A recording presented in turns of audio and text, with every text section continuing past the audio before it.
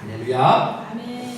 이제 올해 첫 주일을 맞이하여서 우리가 함께 첫 번째로 나누는 말씀의 이 본문은 우리 교회가 올 한 해 동안을 이제 표 삼고 나가고자 하면서 계획했던 그 말씀입니다.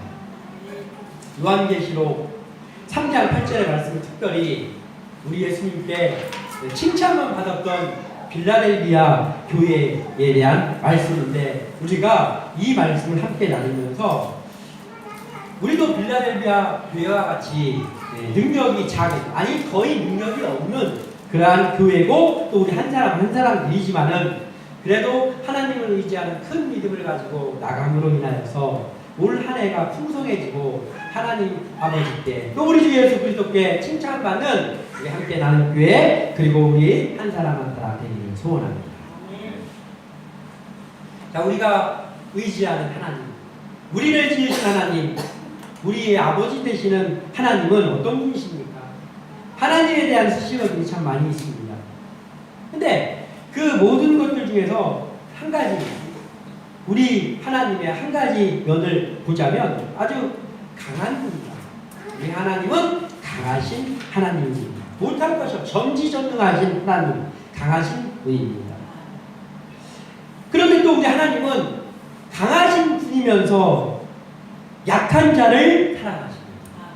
우리 하나님은 강하신 분이지만은 하나님은, 우리 하나님이 강한 분이니까 강한 자를 찾는 하나님이 아니라 약한 자를 사랑하시는 그런 하나님입니다.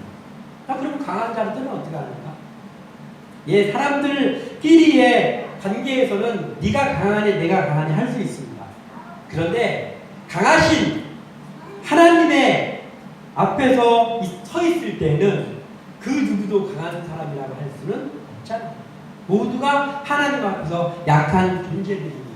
그러면 곧 하나님은 우리 온 인간을 사랑하시는 하나님이구나. 모두가 하나님 앞에서 약한 존재들이니까 이렇게 말할 수 있죠. 하나님께서는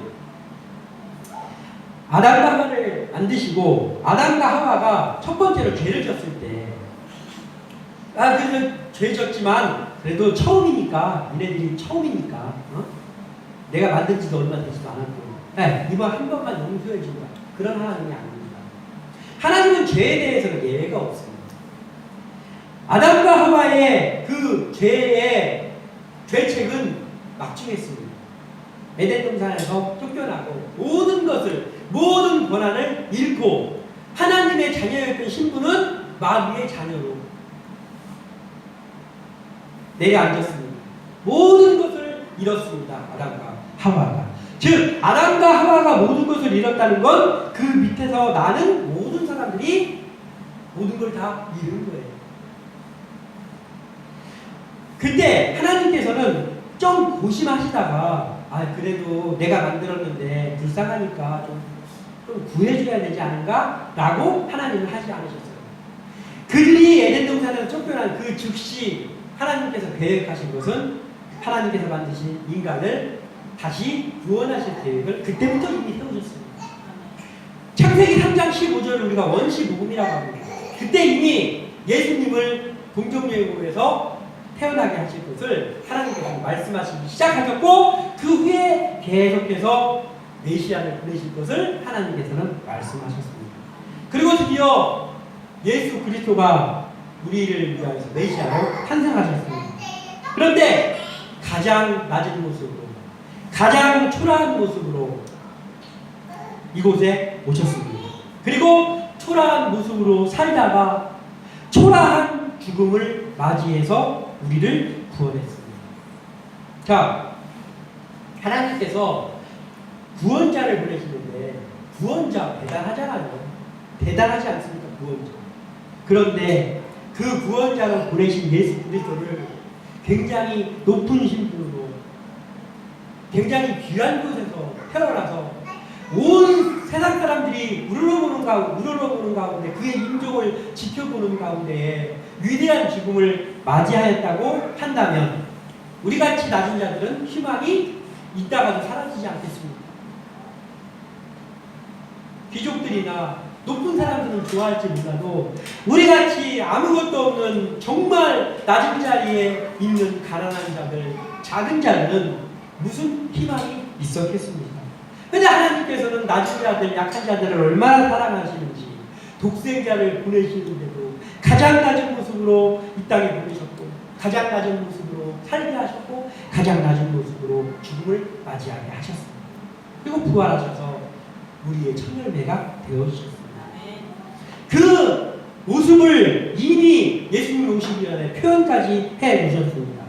이사야서 53장 2절에 그는 주 앞에서 자라나기를 연한 순 같고 마른 땅에서 나온 뿌리 같아서 고운 모양도 없고 품체도 없은즉 우리가 보기에 흠모할 만한 아름다운 것이 없도다. 아멘.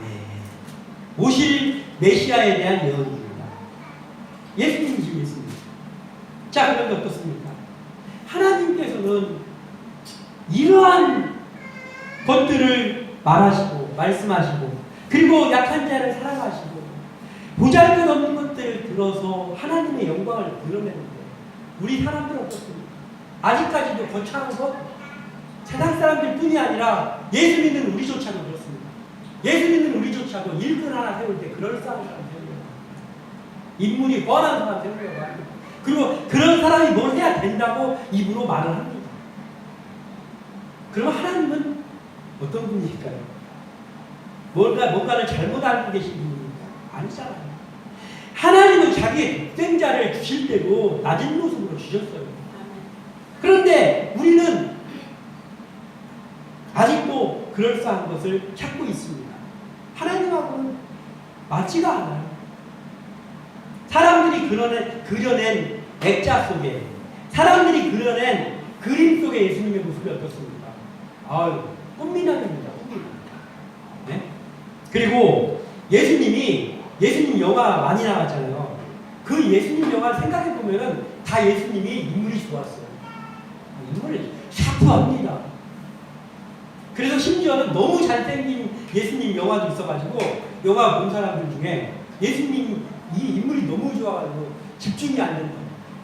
이렇게 얘기했습니다. 자, 그러면 예수님을 좀 인물 떨어지는 모습으로 해서 영화 만들면 좋다고 할까요? 예수님 아닌 것 같다고 하지 않을까요? 우리는 아직도 그럴싸하고 거창하고 보기에 그럴싸하고 마치 선악과와 같이 고함직도 하고 먹음직도 하고 탐스러우고 이런 것을 우리는 좋아하고 아직도 그것을 바라보고 있습니다. 그런데 하나님께서는 그렇지 않으십니다. 사람들이 그려낸 예수님은 너무 미남이고 이사야 53장 2절 아까 읽은 그 모습으로 보자면 우리 예수님의 모습은 그렇게 미남이었을 것 같지 않습니다. 풍채도 없어. 왜소하고 꾀죄죄하고 그러나 그의 눈 속에 긍휼의 눈빛이고 사랑이 넘쳐 흐르고 그리고 외모가 따라주지 않지만 그의 말 한마디 한마디에 권위가 있고 그런 예수님이 아니었을까요? 저도 안 봐서 모르겠지만 이 말씀대로 하면 그렇습니다. 우리가 하나님의 자녀가 된 것은 우리가 강하고 우리가 능력이 커서가 아니잖아요. 우리 스스로. 우리가 약하고 작은 자이기 때문에 하나님의 자녀가 된 것 같아요. 왜냐하면 하나님의 긍휼이 때문에. 하나님의 긍휼이 보여요. 불쌍히 여기는 마음이잖아요. 불쌍히 여기는 마음이 하나님의 긍휼이잖아요. 우리가 약하고 우리가 작은 자들이고 그래서 하나님이 우리를 그런 우리 부족한 우리를 바라보실 때 그 마음 속에서 긍휼의 마음이 샘솟는 거예요. 그래서 우리를 하나님의 자녀 삼아주셨습니다. 아담과 하와가 쫓겨나가지고 죄지어가지고 쫓겨나가지고 어깨에 움츠려들면서 멀리 동산에서 쫓겨나서 가는 그 뒷모습을 바라봤을 때 하나님께서 그 즉시 내가 저 아담과 하와 저들을 구원해야 되겠구나. 긍휼의 마음이 샘솟았기 때문에 우리가 구원받은 거예요. 얼마나 감사한 일입니다. 우리를 일꾼 삼아주신 것도 마찬가지죠. 우리가 주의 일꾼들이라고 있지 않습니까? 우리를 일꾼 삼아주신 하나님은 우리가 능력을 길러가지고 니들 능력 길러가지고 좀 큰 일을 해라 내가 너희들 택해줬으니까 이렇게 명하지 않으셔요. 니네가 능력 좀 길러 내가 이제 택했으니까 이 모습 가지고는 힘들어 너네들. 능력을 빌려라 이렇게 하시지 않는단 말이에요. 하나님께서는 하나님이 택하신 일꾼에게 단 한 가지를 요구하십니다. 그 한 가지가 무엇입니까? 믿음을 구하십니다. 예수님께서 수많은 병자들을 고쳐주실 때 질문은 똑같아요. 딱 한 가지 그 질문만 하셨습니다. 딱 한 가지입니다. 믿느냐? 이거 한마디예요. 내가 너를 구원할 줄 믿느냐? 네가 병이 나을 줄 믿느냐? 그 한마디를 물어보셨어요. 야, 그래 내가 고쳐줄 테니까 오늘 병자들 다 모여봐. 너희들을 내가 매달 며칠 날 여기서 다시 모여가지고 고쳐줄 테니까 니네 가가지고 뭐를 좀 준비해 갖고 와. 맨입으로 되냐? 뭐를 좀 준비해 갖고 와. 라고 가져와가지고 구원받은 사람이 없단 말이에요. 예수님께서는 우리를 그 병자들 고쳐주실 때 단 한마디예요. 네가 나를 믿느냐? 이 한마디입니다. 하나님도 마찬가지예요. 우리를 제자 삼아주시고 우리를 일꾼 삼아주시고 우리에게 원하는 건 네가 너를 택해 주신 나를 믿느냐? 이걸 구하는 거예요. 그럼 우리는 아멘 주님을 믿습니다. 주님을 의지합니다. 이거 하나는 충분하단 말이에요. 그러면 우리가 우리의 힘을 빌려서 하나님의 일을 멋지게 하는 것이 아니고 하나님이 그 믿는 그에게 일을 주시고 그 일을 할 수 있는 능력까지 주신단 말이에요. 그럼 우리는 아멘으로 활약하면서 헌신하면 되는 거예요. 쉬운 것 같지만 사실 어려운 거지. 그렇지만 우리는 이것을 알고 하나님 앞에 서 있어야 됩니다. 그래서 우리가 능력이 작은 자들, 우리가 능력이 없지만 소망이 있는 거예요. 그렇지 않으면 능력 없는 사람들은 소망 없습니다. 하나님께서 믿음 말고 또 다른 것을 우리에게 구하신다면 우리가 하나님의 일꾼 될 수가 없지요. 아무것도 없는데 무슨 하나님의 일꾼이 됩니까? 그런데 하나님은 우리를 일꾼 삼아주시고 우리가 아무것도 없고 작은 능력이라도 하나님께서 한 가지 원하시는 거예요. 너 나를 믿느냐? 예, 믿습니다. 하면 쓰시는 거예요. 그럼 우리가 소망이 있어요. 우리가 능력이 없지만 아브라함과 같은 그 믿음, 예수님이 말씀하신 겨자씨와 같은 작은 믿음, 그것을 우리가 붙잡고 있으면 우리는 소망이 있습니다. 이러한 소망으로 가득 채워지는 함께 나눈 교회와 우리 한 사람 한 사람 되시기를 소원하며 말씀을 나누고자 합니다.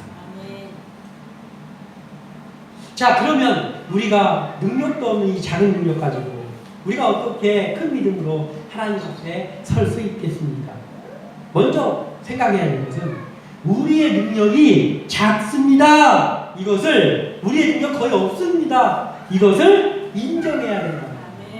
인정. 하나님께서 우리에게 기도를 명령하셨잖아요. 매사에 범사에 감사 모든 일을 기도하라고 했잖아요. 하나님께서 모든 일을 기도하라고 하는 이유가 무엇입니까? 우리의 소원을 하나님 잘 몰라서? 아니죠. 하나님 우리의 소원을 잘 알고 계십니다. 우리보다 우리를 더 잘 알고 계십니다. 우리는 우리 머리 숫자 모르잖아요. 하나님은 아시죠. 우리보다 우리를 더 잘 알고 계신 분이 하나님이세요. 그런데도 왜 기도하라고 합니까? 몰라서가 아니죠. 그럼에도 불구하고 하나님께서는 알고 있지만 우리의 입을 인정하라는 거예요. 그 인정하는 것을 하나님이 좋아하시기 때문에 기도를 하라고 하는 거예요. 그러니 우리의 능력이 작음을 하나님 앞에 우리 스스로 인정하는 것이 첫 번째입니다. 성경 속에 제가 여러분들에게 질문하는 거예요. 여러분들 중에서 성경 속에 하나님의 일을 크게 한 사람 중에서 원래 큰 능력이 있어가지고 하나님이 그 능력을 보고 범상치 않네 해가지고 발탁해가지고 놀라운 일을 한 사람을 알고 있으면 저한테 좀 소개해 주십시오. 저한테. 저 알고 있습니다. 누군지 있습니다. 제가 아무리 찾아봐도 없더라고요. 성경에 그런 사람이 한 명도 없더라고요. 원래는 능력이 있어가지고 하나님이 그 능력을 보고 쟤를 좀 써야 되겠다 해가지고 택해서 쓴 사람이 단 한 명도 없어요. 한 명이라도 있으면 그거랑 제가 얘기해볼 텐데 없더라고요. 한 명이 없습니다. 그런데 이런 경우는 많이 봤어요. 우리의 눈으로 볼 때 저 사람은 저게 능력이구나 라는 걸 가지고 있어 보이는 사람들이 있습니다. 모세 왕족으로 자라났잖아요. 그럴싸합니다. 어쩌면 왕이 될지도 몰라요. 애굽의 왕이 될지도 모르는 사람이었어요. 그랬더니 어떻게 했어요? 하나님이 그 사람을 모세를 건드리기 시작하는데 그 가지고 있는 그 조금 능력이라고 할 수 있는 그거 탈탈 다 털어버려요. 그래서 리셋시켜, 리셋. 아무것도 없는 사람 만들어. 아무것도 없는 사람 평균 이하를 만들고 그렇게 해가지고 쓰십니다. 아브라함 어떻습니까? 나름대로 강대국이었던 갈대아에서 우르에서 집안 대대로 읽어가면서 살았어요. 거기에 모든 친구들, 거기에 모든 제안들이 다 있습니다. 그런데 하나님이 쓰시겠다고 작정하면 그거 다 버리라고, 탈탈 털어가지고 리셋시켜요. 그리고 하나님께서 쓰십니다. 그런 사람들은 제가 이 사람들 말고도 많이 소개해 줄 수 있어요. 개인적으로 소개해 줄 수 있어요. 이 하나님께서 이렇게 하시더란 말이에요. 오늘 빌라델피아 교회가 나옵니다. 오늘 빌라델피아 교회는 하나님께 칭찬만 받은 교회였잖아요. 7교회 중에서. 그런데 칭찬만 받은 교회였는데 이 교회도 역시 뭔가 채워져 있고 그럴싸하고 범상치 않은 교회에서 칭찬받은 게 아니었죠. 오늘 예수님께서 직접 말씀하시잖아요. 뭐라고 말씀하시냐면은 너희 능력이 작다 이렇게 말씀하셨어요. 너희 능력이 작다. 자, 예수님께서 말씀하시는데 네가 작은 능력을 가지고서도, 그러니까 야 빌라델비아 교회야, 니네 능력 없어. 예수님께서 직접 말씀하셨어요. 능력이 없다고. 그런데 칭찬받았어. 자, 그러면 그들이 칭찬받은 것은 무엇입니까? 능력은 작은데 말씀대로 살았다는 거예요. 능력을 가지고서, 작은 능력을 가지고서도 내 말을 지키며 내 이름을 배반하지 아니하였다. 그러니까 말씀, 그렇게 작은 능력인데도 이는 말씀대로만 살았고 끝까지 믿음을 지켰구나, 잘했다, 이렇게 칭찬을 해주시는 거예요. 그러니까 능력이 크냐 작으냐의 문제가 아니에요. 그건 상관이 없어요. 능력이 크든 작든 상관이 없어요. 사람들은 누가 더 능력이 큰가를 재보면서 능력이 조금 있는 사람이 우쭐대기도 하고 막 아나무인 돼가지고 눈을 내리깔면서 하기도 하고, 그리고 그런 사람, 그 가진 것이 있는 그 사람들을 바라보면서 약호가 죽어가지고 초라해진 깨갱하는 그런 사람도 있고 그러잖아요. 사람들은. 그렇지만은 그 모든 사람들이 하나님 앞에서는 도토리 기재기 하는 거랑 마찬가지예요. 하나님 앞에서는 다 작은 자들, 다 약한 자들입니다. 그냥 사람들 중에 조금 더 누가 좀 더 능력이 있냐 없냐의 차이일 뿐이에요. 그러니까 오늘 빌라델피아 교회가 능력이 작은 능력이지만 그건 아무 의미가 없다. 능력이 작거나 그게 문제가 아니라 그 능력을 가지고 뭘 했느냐가 중요합니다. 뭘 했냐면 말씀대로 살았고, 그리고 믿음을 끝까지 지켰고, 이게 칭찬의 기준이었단 말이죠. 그러면 이 칭찬의 기준을 우리 함께 나눈 교회에다가도 접목시키면 되겠구나. 아멘. 우리가 능력이 없는 존재임을 주님 앞에서 먼저 고백해야 되겠구나라는 것이죠. 하나님 아버지, 우리 함께 나눈 교회가 이러이러한 것이 있고 다른 데에 비교해서 이것은 우리가 탁월합니다, 이런 것을 내놓을 게 아무것도 없잖아요. 그러니까 그걸 고백하는 거예요. 하나님 아버지, 우리는 능력이 작은 능력이 아니라 다 능력이 없습니다. 능력이 없고, 그리고 우리 한 사람 한 사람도 아무것도 아닙니다. 무언가 특출난 것을 가지고 있는 것이 없습니다. 인정합니다. 하나님 아버지, 그러니 우리를 불쌍히 여겨 주시옵소서. 이게 우리의 기도예요. 그러면 우리의 능력 없음을 하나님 앞에서 인정할 때 하나님께서는 능력도 없는데 뭐 하겠다고 지금 여기 서 있는 거냐라고 꾸짖으시지 않으시고, 우리가 능력 없음, 우리의 능력이 작음을 하나님 앞에 솔직히 고백하고 나면 그때부터 본격적으로 우리를 도와주신다는 거예요. 능력 없는 우리를. 우리 교회는 어느 교회보다도 능력이 없는 교회이고 작은 교회입니다. 그것을 우리가 인정합니다. 저도 인정합니다. 그러니 우리가 이것을 인정하고 계속해서 이 첫 주부터 기도하면서 하나님 아버지, 우리가 능력이 없지만 하나님 아버지, 우리 교회가 교회다운 교회 되게 해주십시오. 우리 교회가 하나님의 영광을 드러내게 하십시오. 사람의 영혼을 살리는 교회로 서도록 하나님 인도하여 주시옵소서. 기도하며 나아갈 때 하나님께서는 우리의 도움이 되어주시고, 우리가 말씀을 지키면서 사느냐 안 사느냐, 우리가 믿음을 지키면서 사느냐 안 사느냐, 이것을 바라보면서 우리가 그것을 확실하게 했을 때는 우리가 능력 없는 교회이지만 우리를 칭찬하실 줄 믿습니다. 이것을 명심하고 나가기를 소원합니다. 그리고 이제 우리가 작은 능력을 하나님 앞에 솔직히 인정했다면 그 다음에 해야 될 것은 뭐냐면 하나님의 전능하심을 인정해드리고 믿어야 되는 거예요. 하나님은 우리는 작은 존재들입니다 고백하고, 그러나 하나님은 전능하신 분입니다. 이걸 인정해드리는 거예요. 하나님을 높여드리는 거예요. 그리고 그 하나님만 믿는 거예요.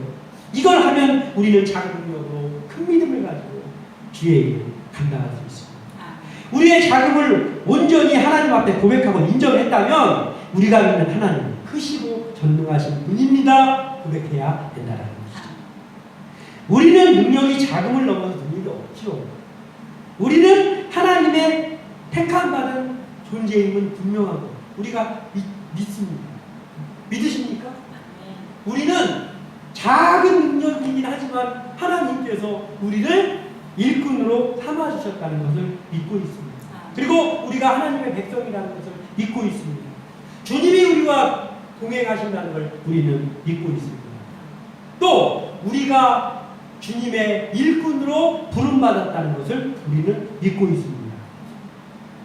그렇다면 우리에게 있어서 우리의 능력이 작은가, 우리의 능력이 큰가, 이것은 역시 중요하지 않은 것이죠. 왜냐하면 우리는 어차피 능력이 이 작은 것을 넘어서 없는 사람들입니다. 그러면 우리가 이 능력 가지고 뭔가를 하려고 합니다. 한 가지도 감당할 수 없는 사람들이죠. 그것을 가지고 무엇을 하느냐, 이게 중요한데, 자, 오병이어를 예수님께 드린 소년이 있었잖아요.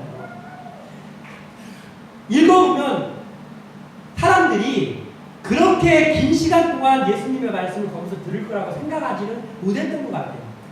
그러다 보니까 도시락을 다 안 싸왔어요. 그런데 말씀은 길어지고 그 말씀에 빠져서 은혜를 받다 보니까 예수님이 보셔도 얘네들 이러다가 그냥 보내면 가다가 쓰러지겠네, 허기져가지고. 그래서 제자들에게 야, 너희들이 먹을 것을 좀 줘라. 그러면서 먹을 것을 찾아오라고 예수님께서 말씀하셨어요. 이 소년은 어쩌다가 도시락을 쌓았는지는 모르지만 이 소년이 도시락을 쌓았습니다. 그 제자들은 수천 명이 있는 그곳에 비집고 다니면서 우리 좀 먹을 거 있는 분들, 먹을 거 쌓은 사람들을 좀 주십시오, 내놓으십시오, 우리 십시일반 좀 내놓으십시오 하면서 제자들이 열심히 음식을 모으러 다녔죠. 그리고 음식을 얻지 못했는데 작은 소년이 자기가 먹은 걔도 배고팠을 거 아니에요, 소년이. 그런데 그 소년이 도시락을 제자에게 주었습니다. 자, 그러면 그 소년이 드린 그 도시락 갖고 왔을 때, 예수님께 갖고 왔을 때, 이 도시락이, 그래도 내 엄마가 손이 크네. 응? 도시락을 큼지막하게 쌌네. 그게 중요합니까? 도시락이 좀 더 크고, 도시락이 작고, 이거는 아무런 중요함이 없어요. 우리의 능력이 있던, 작던, 그게 중요하지 않은 거하고 똑같아요. 도시락이 크던, 작던, 아무 의미가 없어요. 그리고 맛을 딱 봐가지고, 엄마가 음식 솜씨가 기가 막히네, 맛이. 음식이 좀 더 맛있는지, 좀 더 간이 더 됐는지 안 됐는지, 이게 아무런 의미가 없어요. 그게 중요하지 않습니다. 중요한 건 뭐예요? 그것을 어떻게 쓰여졌는지, 이게 중요한 거예요. 그게 누구에 의해서 어떻게 쓰여졌는지, 이게 중요한 거예요.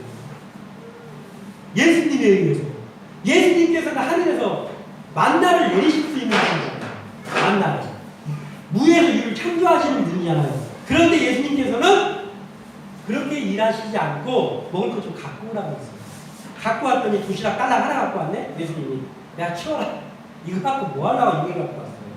그렇게 하시나요? 예수님께서는 그걸 갖고 와서 그들을 먹이셨는데 뭘로 먹였냐면 바로 그 도시락, 보잘것없는 그 도시락을 가지고 어떻게 떡이 불어나서 어떻게 먹었는지를 몰라요. 그렇지만 어찌됐든지 간에 적어도 5천 명 이상이 먹고 심지어는 남았단 말이에요. 예수님의 은혜죠. 자, 그러면 누가 일한 겁니까? 예수님이 일한 거죠. 그런데 예수님이 일하는데 어떻게 일했냐면 예수님과 그리고 그 음식을 거들어 열심히 다녔던 제자들과 그리고 그 도시락을 드렸던 소년인 콜라보 그들이 합작해가지고 수천 명이 먹고 남는 기적이 일어났습니다. 사실은 예수님이 다 하신 거죠. 그러나 예수님께서는 보잘것없고 능력도 없는 그 제자들 그리고 그 소년도 어떻게 하시는 거예요? 같이 일한다. 같이 쓰신다고요. 그게 우리들이라는 거예요. 우리가 작은 능력 빌라델비아 교회가 그런 교회란 말이에요.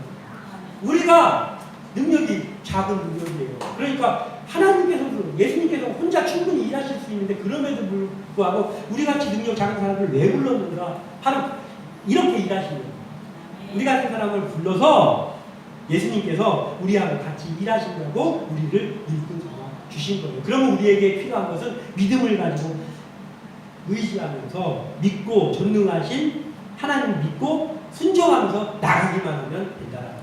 그럼 하나님께서 우리의 일할 목도 주시는 거예요. 예수님 혼자 일하시지 않아요. 몫을 주시는 거예요. 제자들의 몫을 주시고 소년의 몫을 주신 거죠. 그렇게 우리도 사용해서 일을 하신다라는 거예요.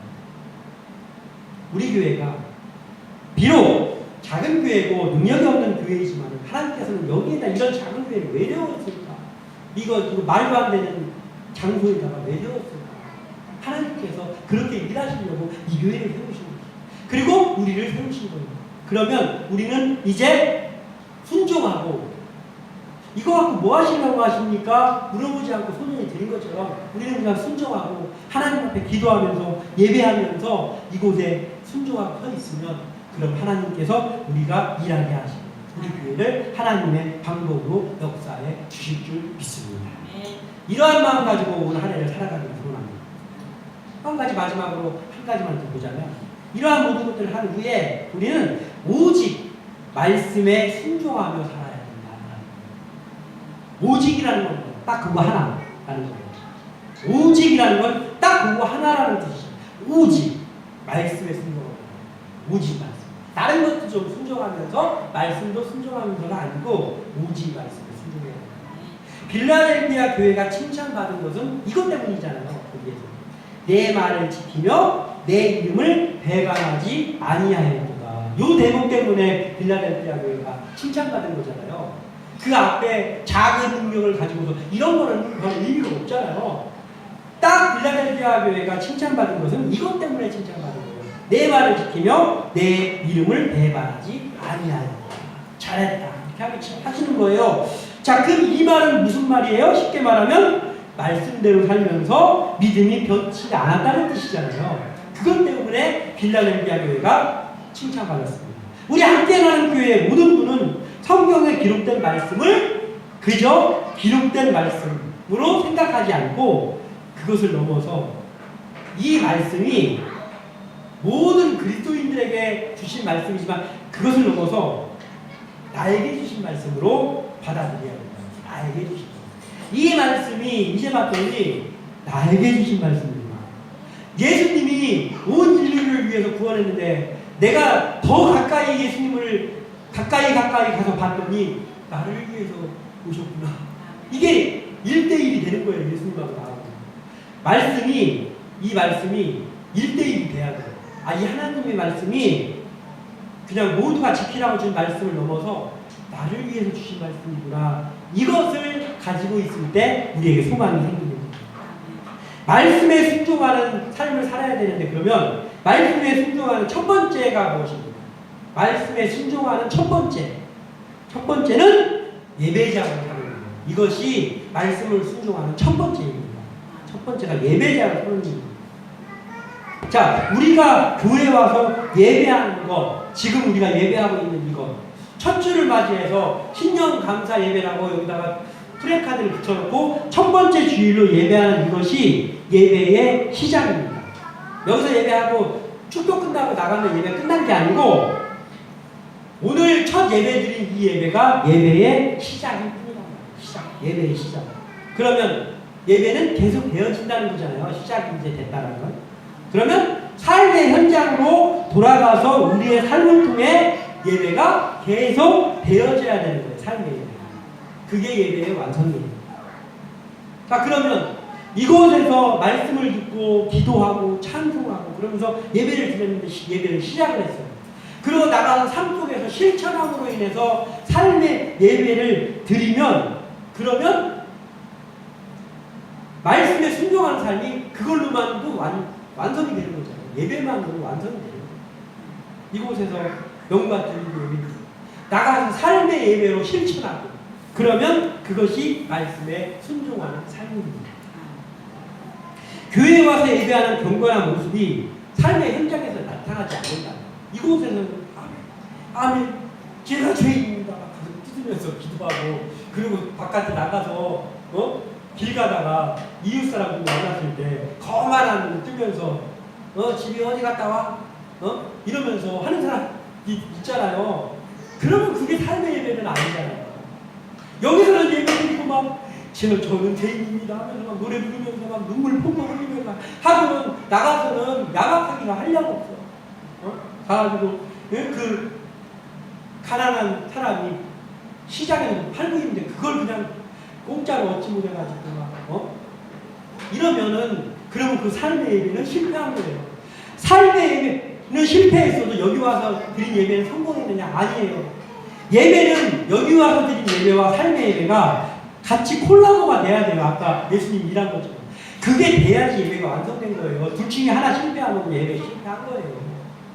우리는 절대로 예배의 실패자가 되어서는 안 됩니다. 그러자면 여기서 최선을 다해서 예배하고 우리의 삶 속에서 우리의 사역의 현장에서 예배가 계속 드려져야 되는 거예요. 약한 사람들 더 챙겨주고 그리고 일은 하고 싶은데 누가 시켜주는 사람이 없는 사람 좀 발탁해서 시켜주기도 하고 넘어져 있는 사람 가서 좀 위로도 해주고 그런 것들을 하면서 삶의 예배자로 성공할 때 그때 우리는 진짜 예배자가 되는 거예요. 그게 바로 말씀에 순종하는 삶입니다.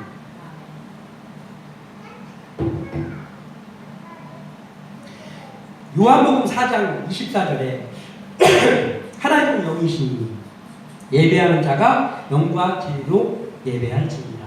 우리가 예배할 때 이런 예배 드려야지. 또 하나 로마서 12장 1절에서 2절에 그러므로 형제들아 내가 하나님의 모든 자비하심으로 너희를 권하노니 너희 몸을 하나님이 기뻐하시는 거룩한 산 제물로 드리라. 이는 너희가 드릴 영적 예배니라. 너희는 이 세대를 본받지 말고 오직 마음을 새롭게 함으로 변화를 받아 하나님의 선하시고 기뻐하시고 온전하신 뜻이 무엇일지 분별하라. 이건 삶의 예배를 이야기하고 있습니다. 그러니까 교회 안에서 영과 진리로 최선의 예배를 드립니다. 그리고 우리가 이 교회 바깥에 나가서 우리의 삶 속에서는 분별하는 삶을 살아가면서 그러면서 우리 몸을 산 제물로 드리면서 그러면서 이 세상에 물들지 않고 오롯이 그리스도인으로서의 삶을 살아가는 것. 이것이 수반될 때 그때 우리는 예배의 성공자가 되는 거예요. 이러한 예배의 성공자들이 우리가 되기를 원합니다. 영이신 하나님 앞에 전심으로 예배하고 또 예배는 예배고 삶은 삶이라는 식으로 사는 것이 아니라 예배가 삶으로 이어지고 이러한 삶이 우리 한 사람 한 사람에서 나타날 때 우리는 작은 능력이지만 큰 믿음으로 살아가는 그런 사람이 될 수 있고 그리고 우리의 작은 능력 이런 것 때문이 아니라 우리가 말씀대로 사는 것과 또한 예배자로 사는 그 모습 때문에 예수님이 우리를 칭찬하고 그래서 야 함께 나는 교회 너희들 잘하였다. 너희들은 빌라델비아 교회는 능력이 작은데 너희들은 능력이 없구나. 그렇지. 너희들이 내 말을 지키고 그리고 나를 배반하지 않고 말씀대로 하면서 칭찬받는 그런 교회가 분명히 될 줄 믿습니다. 이러한 칭찬을 받는 교회로 살기 위해서 우리 한 사람 한 사람이 이제 이러한 삶을 살아드리고 그리고 우리 교회가 이러한 승리의 삶을 살아드리는 2025년 한 해가 되기를 주님의 이름으로 축원합니다. 기도합니다.